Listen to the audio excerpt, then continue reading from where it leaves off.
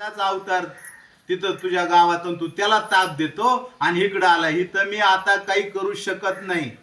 ही कथा माहिती ना सगळ्याला, का खोटं सांगतोय मी?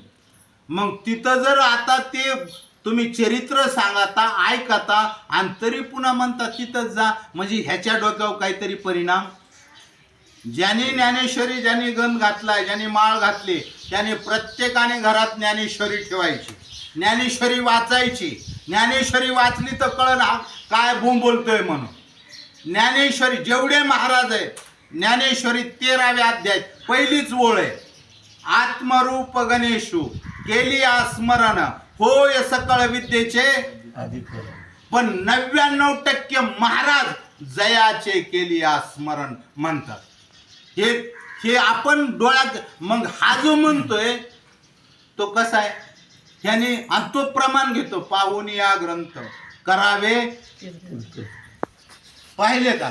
त्यांनी पाहिलं नाही आणि आपल्याला पहा म्हणून सांगितलं नाही. आपला चाललाय ठेलम ठेला, सब आंदो का मेला उसमें एक आया डोलस आया वो भी बन गया उनका चेला. चलून द्या ठेलम ठेला.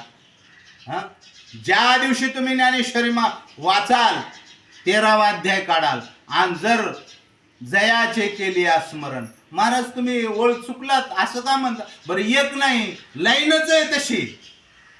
आणि ते आपल्याला सांगणार महाराज तुमचं चुकत आहे. काय? पवन नाही पावन नाही, पवन आहे पवन. पवन का पावन अजून मेळ बसा नाही काय. आणि अनुग्रह घेतल्यावर कळत आहे काय आहे ते.